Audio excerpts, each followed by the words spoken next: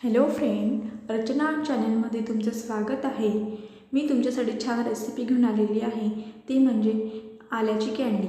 थंडीच्या दिवसामध्ये आपल्याला आपला घसा खसखस करणे किंवा सर्दी खोकला यासाठी आपल्याला काहीतरी घशाला आराम देण्यासाठी असं चघळायला हवं असते। त्यासाठी आपण व्हिक्सच्या गोळीचा उपयोग करतो। तर आता आपल्याला व्हिक्सच्या गोळीचा उपयोग न करता घरच्या घरी एक छान कँडी बनवायची आहे। तर चला ती कँडी कशी बनवायची हे मी तुम्हाला आज सांगणार आहे। बघूया आपल्याला काय साहित्य लागणार आहे। तर त्यासाठी आपल्याला लागणार आहे 1 वाटी गूळ, 1 वाटी बारीक कट केलेलं आलं आणि वेलची पूड। तर आपण सर्वात आधी आलं धुवून बारीक कट करून आपल्याला मिक्सरमधून बारीक पेस्ट करून घ्यायची आहे। ही बघा मी अशी पेस्ट करून घेतलेली आहे। त्यामध्ये आता आपल्याला गूळ मिक्स करायचा आहे। त्याच पॉटमध्ये आपल्याला गूळ टाकून परत मिक्सरमधून पेस्ट बनवून घ्यायची आहे।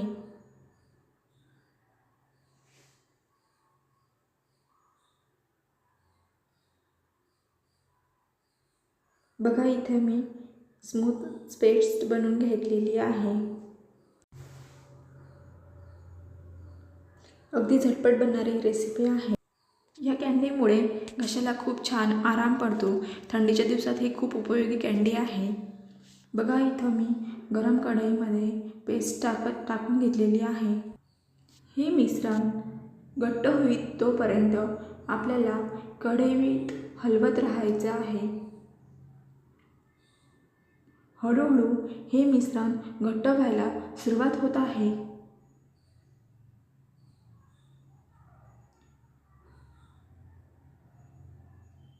बघा आल्याचा वास खूप छान येत आहे आणि आपले मिश्रण पण घट्ट होत आहे आणि त्याचा रंग सुद्धा बदलत आहे।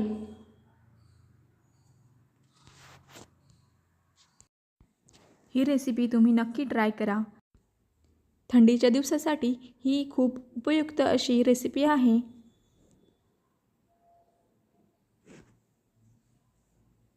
बघा आता मी यात वेलची पूड टाकत आहे। 2 विलायचीची पूड केलेली आहे मी इथे। त्याने आपल्या कँडीला आणखी छान टेस्ट यायला मदत होते आणि तब्येतीला पण छान असते। बघा इथं आपल्या मिश्रणाचा घट्टसर गोळा बनत आहे। हळूहळू गोळा बनत आहे।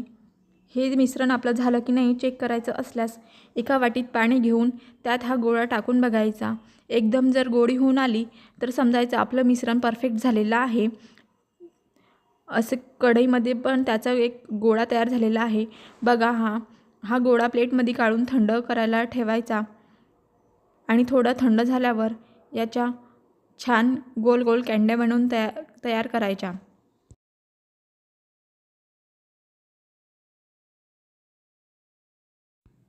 अशा प्रकारे आपल्याला कँडी बनवून घ्यायची आहे।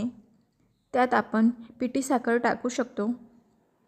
पूर्ण प्लेटवर पिठी साखर टाकून घ्यायची म्हणजे कँडी आपली चिपकणार नाही। छान आपल्या कँड्या बनतात। हे आपण 3-4 महिन्यासाठी स्टोअर करून ठेवू शकतो। एअरटाईट कंटेनरमध्ये आपण हे ठेवू शकतो। बघा इथं आपल्या कँड्या बनवून तयार आहे। यावर मी पिठी साखर टाकून घेतलेली आहे। तुम्ही जास्त प्रमाणातही पिठी साखर टाकून ठेवू शकता, त्याने काहीही होणार नाही। आणि फक्त एक महत्त्वाची टिप्स म्हणजे हे कँडी आपल्याला फ्रीजमध्ये ठेवायचे नाही। फ्रीजमध्ये ठेवल्यामुळे याला पाणी सुटण्याची शक्यता असते। अशी ही आल्याची कँडी आपली बनवून तयार आहे।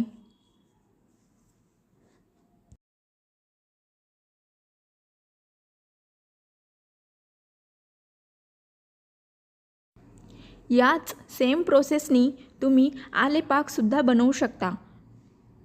आणि ही कँडी जर आवडली असेल आणि माझा व्हिडिओ जर आवडला असेल तर माझ्या चॅनलला लाईक आणि सबस्क्राईब करायला विसरू नका।